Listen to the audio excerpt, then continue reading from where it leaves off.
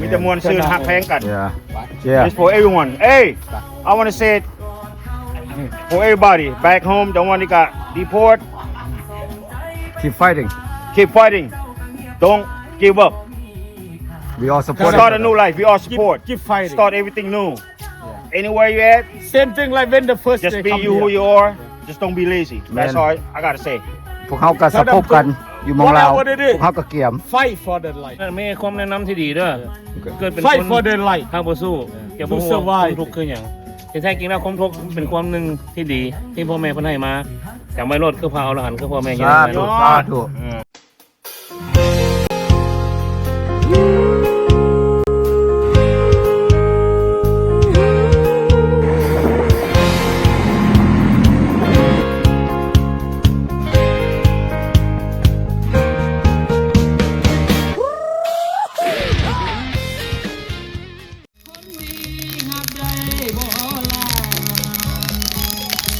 หอมแก้มดอกว่าให้ใจนาอายสู่บ่ยา Okay. สบายดีสบายดีไอ้ สบายดี ไอ้มาใส่ จอกสมพันปีเด้อ อ่ะจอกให้น้องให้นุ่งน้ำกันนี่ เฮียแบ๊ก เล่าอย่างนี้นะ เอาเลยตั้ง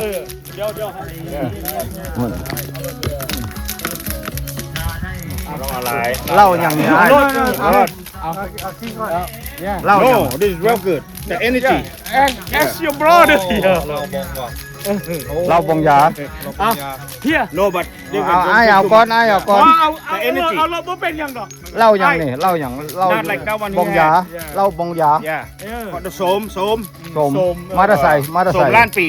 ส่งล้านปี ว้า แต่ ยช่วย ได้ สิหาได้มันเป็นง่าย แม่นบ่โอ้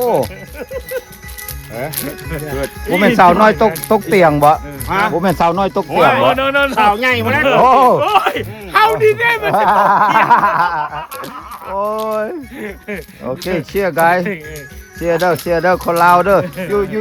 ยู่มาแตะไสบ้านใด อยู่นี่นะอยู่ข้างๆกัน รัฐใดยันนี่รัฐใด คณะดิเกต Connecticut แล้วก็ยูนิวเบรน New Brain Connecticut สบายดีเด้อไอ้เด้อ Like the one แม่นบ่โอเค กินมี่มาออกทีวีมันเป็นยูทูบเบอร์ จิเม่ what the hell you doing over there โอ้ มาแล้ว don't anybody แม่มาที่นี่เห็นบ่นี่ เห็นสบายดีไอ้โย่ Connecticut ย่อ มาเด้อมาเด้อ yeah come enjoy มาพ่อแม่พี่น้อง ทำมาตัวไม้อีกแล้ว พวกเขาอยู่ Connecticut มาเล่นกับพวกไอ้น้องอยู่ Connecticut เนาะ มันเต้น ม่วนหลายม่วนหลาย โดนโศกไว้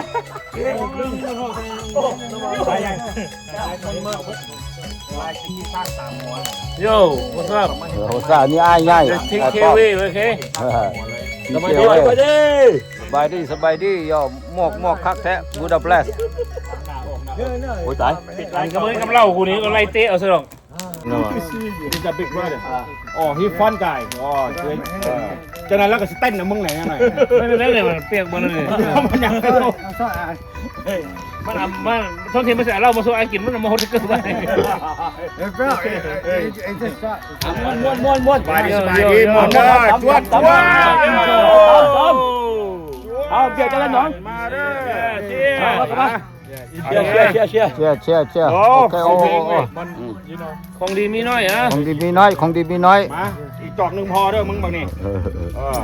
อันนี้กินเหล้าบ่ได้แต่ว่ากินสุรา เดี๋ยวถามอายุป่ะให้ถามอายุ โอ้เขา40มาได้นะ โอ้ยเดี๋ยวชิบอกไอ้เคยพาน้องบอกแล้วนะไปพาไปมาเด้อแถวนี้เนาะตอนแต่ยังมัน Join us guys อยู่เมืองลาวอยู่เมืองอเมริกาเชียร์เด้อยก ผู้เฒ่าผู้แก่ โอ้ยคนห้า เราบอกยา ขอ5เจ้าเบิดมือบอกกันนั่นโทรหา ได้ไป ไม่ใช่แหละม่วน เพราะว่าเนี่ย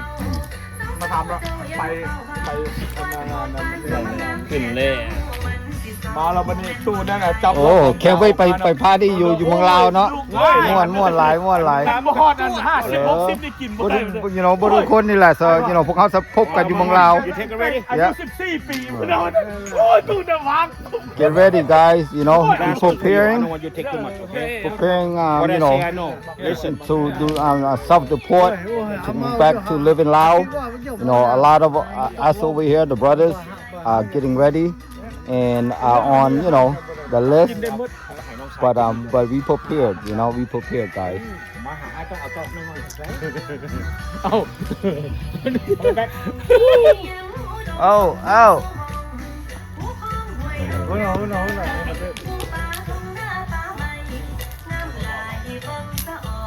oh โอ้ ว้าซั่นซะ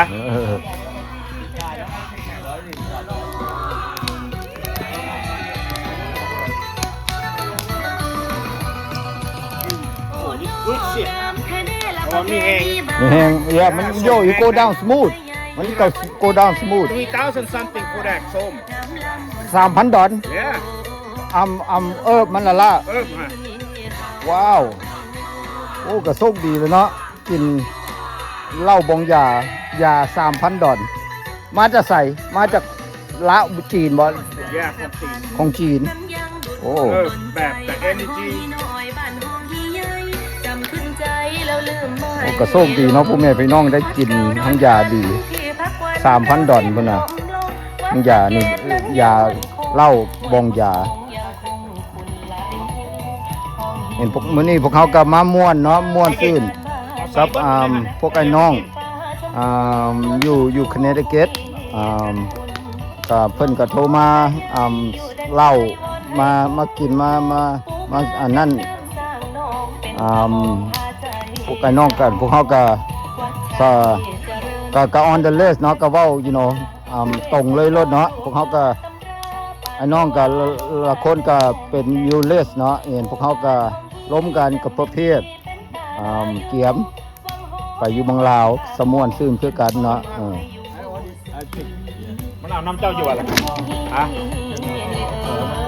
It's okay I'm all set เด้อ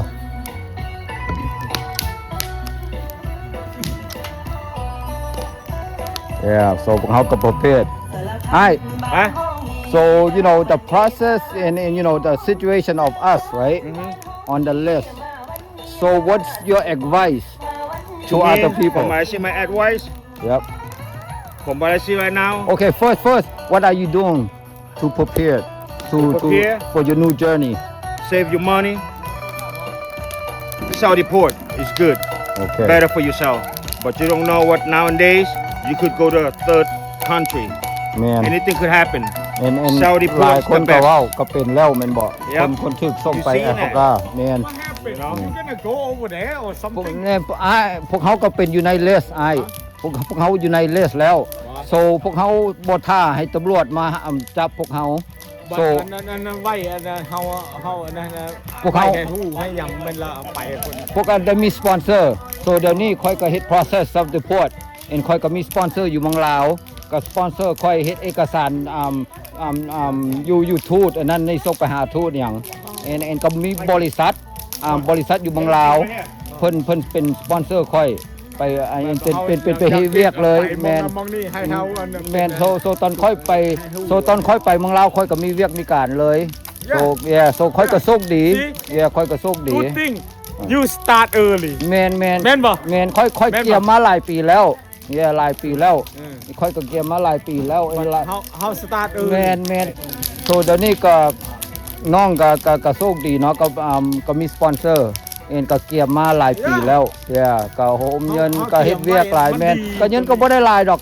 ก็โฮมได้ให้สร้างสวิต บ่แม่นว่าจังซั่นจังซี่ดอกเพราะว่าเฮาเตรียมไว้ให้มันดี แม่น บ่เฮาไปแพ้น่ะ แม่นพอเพียแล้ว เฮ็ดไว้บัดเฮาไปแล้วครับมันจังมีอันนั้นว่า แม่นพวกเขาก็เฮียนกับพวกคนถึกส่งก่อนแม่นบ่พวกถึกส่งก่อนก็ อันนี้บ่มีหยังแล้วไปแล้วมัน แม่นso พวก the first batch แม่นบ่ the first batch เขามาเอาเลย you know เอาอยู่เฮือนเอาอยู่ บ่ โฮ ฮู้ ง จั การ หยังไม่หยัง แม่น ไป มื้อนี้พวกเฮาก็เฮียนกับเพิ่น you know เพิ่นก็โอเค you know ดี เกียมเด้อ ไปละ แม่น จังซี่ไปละเฮาไปแล้วมันยัง มันมี มัน ประ ประ เภ เภ ท ทไว้เลย แม่น ให้ฮู้จัก อ่า เลย ฮะ ว่ามัน ก็ประเทศพวกเขาเอง Yeah. ก็ excited ก็ excited เฮ้ย yeah I live there I never go there yeah ก็you know 1978 that's what I'm calling 1978บอกไอ้มา1978 โอ้1978มาอเมริกา no ลอยข้ามน้ำคลอง เยอะแมน คนเดียวกับ ไปเมืองไทยโตนไปเมืองไทย มีจากพ่อจากแม่ ซื้ออ้ายซื้อหยัง ซื้อน้อม ซื้อหนอม อยู่ว่าซบอยู่ส่วนมอนแถวนั้นน่ะ อยู่สอนมอน โอ้ ถนนอันนี้บ่ถนนทาเดือสิไปค่ายจินายโม่สิไปอันนั้นน่ะ น้องก็บ่ฮู้แล้วก็บ่เคยไปเมืองลาวก็บ่ได้เกิดอยู่เมืองลาวเกิดอยู่ศูนย์อุบลก็อยู่เกิดอยู่เมืองไทยเนาะปัดก็ขี้ดื้อตอนยังน้อยแม่นบ่น้องก็ขี้ดื้อตอนยังน้อยโซบัดนี้มันก็you know ก็อันนั้นอันนี้บัดบ่เป็นหยัง บ่เป็นหยัง เดี๋ยวบ่เป็นหยัง แต่ว่า เนี่ย ก็บ่ได้ลืม ประเทศ ว่า ประเทศเลือดสายพวกเฮาประเทศพ่อแม่พวกเฮา บ่ได้ลืมว่า แม่น ในชีวิตนี้คนลาว แม่นคนลาวไปอยู่เมืองลาวนั่นไปยากอย่าง อยากไป แม่นอยากไป ลว แม่น แต่ ว่าถึกแล้วอ้าย พวกนั้นเขาสิฮับเฮาบ่ ฮับ100%บ่เขาสิฮับเฮาแบบใดนะ พวกฮับดีฮับดี โอ้ ฮับดี แล้วเป็นอย่างพวกเขาบ่ได้ไปหาให้ไปด่าไปพวกเขาไปสร้าง no ชีวิต no no แม่น ไอ้บ่เคยแต่ไอ้นี่มาละ บ่เป็นหยัง อยาก แย่ก็ไปเล่น อยากไปอยู่ ตอน ลูกคือว่าลูกชายมันเกิดมาเนี่ยมันจะว่าวันนโกเดลาว แม่นแล้วเป็นอย่างเลือดสายพวกเขาเด้ก็สอนลูกหลานพวกเขาแล้วพ่อแม่พวกเขาก็สอน ไอ้เอาพ่อแม่ สอนพวกเขา เอาพี่น้องมาหมดแล้ว แม่น ก็บ่ได้ลืมว่าเสื้อซาลาวนี่เป็นคนลาว 100% แม่น แข่ง เออ คนอเมริกา ไปสร้างเบลเมืองลาวเนาะสร้างเมืองลาวขึ้นโซพวกเขามีความรู้อยู่อเมริกาหลายปีมี experience มี skill set มี education ไปวันนี้พวกเขาไปอยู่เมืองลาว See, พวกเขา bad สร้าง thing เมือง there. ลาว It's a bad thing there. They don't accept that. no they do No, now yeah now they do. 100% I Okay. don't know where you hear Back but in the day, I heard. back in the day but มันก็บ่เขาก็บ่ได้ live in back in the day แมันบ่อ้ายso เดี๋ยวนี้ If มัน new generation and พวกเขาก็ new generation เดี๋ยวนี้พวกเขาก็อยากสร้างเมืองลาวขึ้น you know ทุกคน เป็นอะไรกับพวกเขาเป็นคนลาว อยู่เมืองลาวก็เป็นคนลาว อยู่อเมริกาพวกเขาก็เป็นคนลาว ไอ้ เออ 1978 แล้วไอ้อยากกลับคืนไปอยาก ก็ไป อยากไปลิ้น ไปเล่น เป็นอย่าง ตอนน้องไปอยู่ แต่ว่า ไปอยู่เมืองลาวก็มายามน้อง มายามน้อง น้องก็จะอยู่เวียงจันทน์นั่นแหละอยู่เวียงจันทน์ ก็อยู่เวียงจันทน์ ถนนเห็นบ่อันนั้นถนนนั้นทาดขาวบ่ไฟแดงกันน่ะ ค่อยก็บ่ฮู้นะบ่ได้เกิดอยู่เมืองลาวก็บ่เคยไปอีกbut that's why I'm excited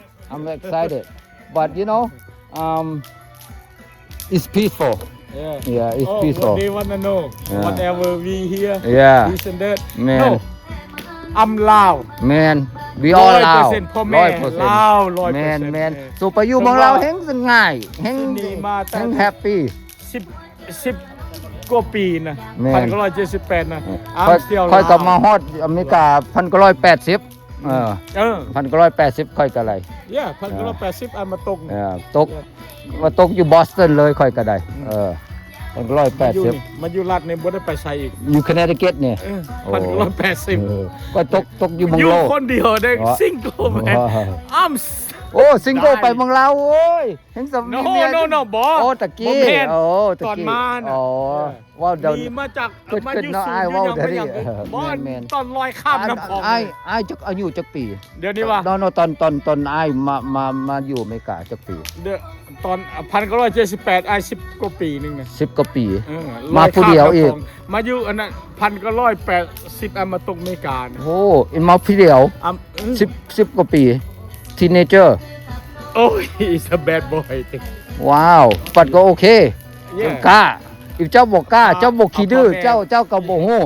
เจ้าได้ขี้ดื้อเจ้าได้กล้าแม่นบ่คนบอกกล้าแล้วคนอายแล้วบ่ไปใส่แม่นบ่คนขี้ดื้อคนกล้าเนี่ยyou go far away แม่นบ่แม่นโซ เสี่ยงชีวิต ย่านก็บ่ได้เจ้าย่าน You scare money don't make no money right เสี่ that's ยง what they ตาย say ไปนะ man บ่มีเงินหยัง do or die that's it I die แม today น die แม tomorrow น doesn't เจ้าก็ matter ได้ล่วงก็ได้ดื้อแม่นบ่ก็บ่ยะบ่ได้ต้องย่าน เจ้าเฮ็ดหยังคือกันบ่แม่นจะชีวิตก็ พอ แบบ ตายตามหน้าน่ะ แม่นพวกเฮาบ่ฮู้ เนี่ยบ่ พ ฮู้ วกเฮาบ่ฮู้ชีวิตพวกเฮา ลอยคันมันของนี้จากพ่อแม่น่ะ แม่น ส้มตัวเดียวเชื่อตัวเดียว แม่นแม่นพวกแม่พวกเฮาเดี๋ยวนี้ แต่ว่าบ่แม่นเพราะว่าพ่อแม่อันนั้นบ่ดีได้ no พ่อแม่ฮันดีเพิ่นบ่อยากให้เอาเนี่ย แม่น ถ้าเฮา แม่น บ่ฟังพ่อแม่ เออก็ค่อยก็น้องก็คือกันน่ะบ่ฟังขี้ดื้อเนาะคนขี้ดื้อมันก็บ่เป็นหยังเนาะอ้ายเนาะ yeah นับถือไอ้ไง yeah okay yeah of course of มา course นี่ welcome have fun เพิ่นนี่อารมณ์ดีหัว แม่น ม่วน แม่น no but enjoy the life เอ้ย70 years old you think สิเข้า70แล้ว ฮะ yeah สะฮอด เบิ่งนู่ ใกล้สะฮอดเจ็ดเสียบ You look like เนาะ 64 years 50 โอ้ you look like ว้าว 50 I'm 64 ยังหล่อยังบ่ โอ้ เบิ่ โห ง บ่ได้หรอก 64 ปีอ้ายบ่เบิ่งคือ64 ปี I'm 64 years old ว้าว บ่แม่นว่าเบิ่งนั่น no I know อายุ10อ้ายอายุ64 ปีว้าว okay you look you look healthy you look good อ้าย look like you guys yeah no but you don't look like 64 you guys make me young เราเป็นคนมวนแอคเข้าแว่นน่ะ อืม อารมณ์ดีแบบบอกว่ามัน เฮ้ย เขาบอกผมอกใจมากคือเจ้า แม่ ว่า but I do have a lot of shit but บัดเจ้าก็บอกเอามาใส่ใจบ่ให้ขึ้นเจ้าก็เฮ็ดมวนไปเลยบ่ขึ้นหนึ่งบ่สุกบ่เศร้า why นำ is telling the thing ก็แม่นแหละ I didn't there that to enjoy the life you know ทางกูอยู่ไหน ว่าใกล้เบิดแล้วนี่น่ะม่วนซื่นพ่อแม่พี่น้องม่วนซื่นกับกัน คือว่าส่งเดียวเชื่อเดียวได้เรา อ้าวพี่น้อง คง วันนี้มาย าง ฟัง เล เลย ย แม่นแหละ นิสัยมีมงเล่า คง ก็มี ยาง แต่คนขี่เมากับเมามวนบ่ได้ทำลายผู้ใดเด้อ แม่น กินแต่เช้าฮอดค่ำเมียก็บ่ด่าเพราะว่าบ่มีเมียบ่มีผู้เดียวมีเป็น10 I survive but เลยบ่ฮู้ว่าไผสิมาด่า บ่มีเมียบัดมีแต่ผู้สาว soccer fry นักไปน่ะ อ๋อมี เมี เมี ย ย มีแต่แฟนยังบ่มีเด้อฮับเอาเด้ ซอกแม่เนี่ยคำมึงก็บอกว่าซอกแม่ อันนี้นี่โซเบิร์ด นี่นะ เอ้ย ไม่ห้างนางไม้เนี่ยฮับได้ เอ้ย อืม เอ้าผู้แซ่บผู้สาว ผู้สาวตอนฮับแห้งดีแต่แฟนคนเมียคนบ่เอาเด้อ ผิดของบ่บ่พวกเขาบ่ลิ้นแบบนั้น keep it loud and proud คอแต่ว่าคอแต่ว่าให้อันมีอันนั้นน่ะเนี่ย ขอจะไว้ชื่อคนเขา คันโสดแล้วเอาฮับได้มั้ย ตี เจ้าเบิ่ง ห้างนางไม้ก็เป็นโสดมัน เจ้าเบิ่งอันใหญ่ข่อยนี่นะ อ้ายกับน้องนี่เห็นบ่นี่เดี๋ยวนี่เห็นบ่เบิ่งอ้ายกับน้องนี่ อ้ายล่ะนี่อ้ายใหญ่มามวนตอนฮับเด้อเขาได้ฮอดบ้านได้เมื่อลาวเมื่อหยังก็เมื่อสู่ทุกคนอายุดีมีแฮง ไปฮอดใส่นี่แห่งน้องสายใหญ่อีกนี่ อันใหญ่ก็คือกัน เมียก็บ่มีว่ะ อันนี้เมียมีแต่แฟนยังบ่มีอันใหญ่ก็ ยังบ่มีแต่แฟน ยังบ่มีแต่แฟน แฟนนี่สองอย่างเนาะ ถ้าฮับได้ก็สิยอมฮับเอา แฟนนี่สองอย่างเนาะ ว้ายแม่น เมียนี่สองง่าย ฮับเอาเด้อสาวๆงามๆหลายฮับแพงกันไว้ ขับแพงกันไว้จำได้นี่อันใหญ่นี่ว่าในเท่าใดนี่70 ปีได้นี่น่ะเบิ่งโน่นน่ะคือผู้บ่าวน้อย My brother keep me young น่า make me look young in the heart in the แม่น world yeah มีแต่มวลซื่นฮักแพงกัน yeah It's for everyone. Hey, I want to say it for everybody back home. The one that got deported, keep fighting keep fighting. Don't give up. we all support Start a new life. We all support. keep fighting Start everything new. Anywhere you at, same thing like when the first just day be come you who here. you are. Just don't be lazy. That's Man. all I gotta say. พวกเขาก็สะพบกันอยู่หมองลาว Whatever it is พวกเขาก็เกี่ยม fight for the life เอ้าตามพี่น้องเขา โอเค อันนี้ สี่ไอ้น้อง สิให้น้องมีแค่นั้นมีความแนะนำที่ดีเด้อเกิดเป็นค fight น for the life ทางบ่สู้อย่าบ่ฮู้ว่าความทุกข์คือหยังแต่แท้จริงแล้วความทุกข์เป็นความหนึงที่ดีที่พ่อแม่เพิ่นให้มาจำไว้โลดคือพระอรหันต์คือพ่อแม่อยู่ สา ใน ธุ โลก สาธุ อืม yeah กินเหล้าบ่มีเมาพอเป็นหยังจอกเดียวนี่กิน3มื้อ อยู่ไสอยู่ไสก็อย่าสุขีข้านเท่านั้นชีวิตอยู่ไสเป็นไผอยู่ไสได้เฮาก็ต้องอยู่ได้ แม่น we have to accept ครับครับ ในชีวิต วิสาแล้ว อันนี้ก็อันนี้ อันนี้ก็จะไปพบกันอยู่เมืองลาว อันนี้ก็สิกลับลาวแล้วอันนี้น่ะ ใกล้ถึงแล้ว อันนี้ก็เซียวก็สิกลับลาวแล้ว เดียว พวกคนนี่แหละเนาะสไปเมืองลาวเนาะ กลับแล้วสิเมื่อเอง แม่นซับตะพวดซับตะพวดพวกเขาก็เกียมพวกไอ้น้องพวกเขาก็เกียม so advice for the people on the list that not prepared think twice and be prepared guys because ตอนไปฮอดเมืองลาวแล้ว Don't be afraid, don't be scared. แม่น I think it's better. Everything is going by time. We don't control our own time. Everybody making stake. Man. And You know? Yep. And this is from the people that's on the list that is in America right now. We hear a lot of stuff that people in Laos that got deported already. Now you hear a story that people that's on the list but get deported that's still in America and what we are doing. So I right Use here. what you had in your brain. From here, go use it over there. Things will work out for Okay. everyone. We here to enjoy our life and we wanna go there to enjoy our But life. you got something to say, Mikey? With them. With them. You be out there. With YouTube, man. all the people in Laos. Laos Yeah. Wanna go there to enjoy our life with Man. them. What we can build or what Man. they can ซอย build. สร้าง What- เมืองลาวขึ้น Whatever they have. Man. Right? What they have idea. Man. What we have idea. Put together. Man, We man. build. Hey, Man. let's put it this way. Right? We build. We all got back over there. Let's all get together and combine. Yep. Yeah. Use that brain mind. Yep. Yeah. เอ็ดดี Whatever Yeah. it is,ดี then we สร้าง make ชี it วิต work. ซอยกันซอยกัน พวกเขาก็ Try to on the make it same work. Go boat day by day. Drop the Man. past. man so นี่ก็words from the people that's in America that's on the list ข้าพ we เจ้า are ขี้ getting ข้าน prepared มาหาคำบ่ตัวเด้อสิพาไปเก็บกระป๋อง Our first one, whatever you want. so พ่อแม่พี่น้องก็พวกเขาก็พวกไอ้น้องก็อยู่ใน list เนาะหลายคนก็อยู่นี่หลายคนก็บ่ได้อยู่ list ก็หลายคนก็อยู่ใน list พวกเขาก็เกียมพ่อแม่พวกเขาก็เกียมไปเมืองลาว ก็ เกีย ไอ้ มไป มานี่แต่1978ละมาตกมีกับ80แล้วไอ้นี่บ่เคยกลับคืนไปหั่นน่ะ ไป แต่เดี๋ยวสิไปแล้ว บ่คัน เมียน้อยบ่เอาไอ้เจ้าเมียใหญ่ บ่คันอยู่แถวนั้นว่ารับประกันนั่นน่ะอายสิไป โอ้ยรับประกันแล้วแล้วพวกเขาบ่ได้ไปสร้างไปสร้างแมนก็ไปแล้ว 100% เพิ่นหักก็รับเนาะเพราะว่า 100% ขอให้ทุกคนอยู่แถวนั้นน่ะนะ บอกตรงๆโลดเข้าไปฮอดลาวสาวๆเอ้ยพวกอ้ายนี่เป็นคนจนบ่มีเงินถ้าเจ้าฮับได้ขอยก็ไปนำได้ แต่ก็เลี้ยงพวกอ้ายเด้I don't have nothing แม่นบ่อ้ายน้องเอาบ่มีบ่รวย No บ่แม่นรวย100คันมาของเสื้อตัวเดียวส่งตัวเดียวเด้มานี่ก็ส่งตัวเดียวเสื้อตัวเดียวได้กลับเมืองก็สิเอาส่งตัวเดียวเสื้อตัวเดียวเฮ้ย VP they can แม่น they เอาว่า hey they expect me แต่ข่อยคนจนคนทุกข์ข่อยอยากไปหาแฟนรวยนี่ไผทราบบ่ได้บ่เนาะ ถามนั่นไปก็ เนาะ if อ้ายบ่มีเงินนี่น่ะน้องก็รับอ้ายอยู่ได้อยู่บ่แม่นบ่ เฮ้ยหนีมาไอ้บ่มีหยังเด้ไร โทษเด้อแม่เจ้าสิบ่มักข่อยก็ข่อยมักเจ้าข่อยก็ต้องว่ามักเจ้าเจ้าบ่มักก็อย่า แต่ผู้ใดไปเปิด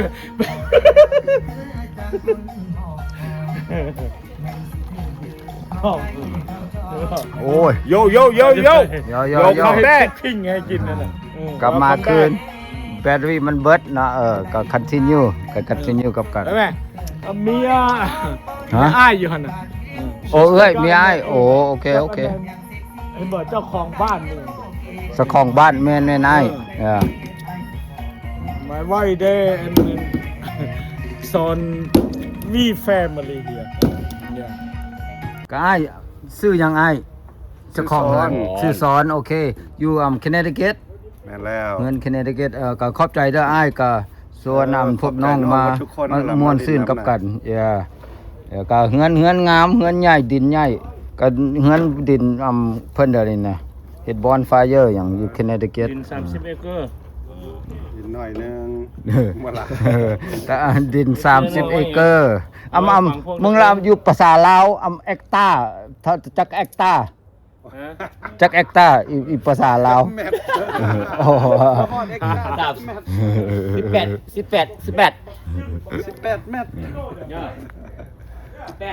บ่ฮู้ โอ้ยอ้ายก็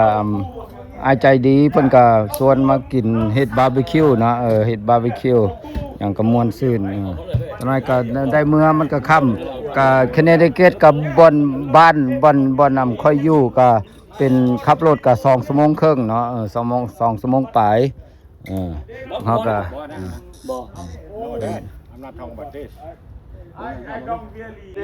โอเคพ่อแม่พี่น้อง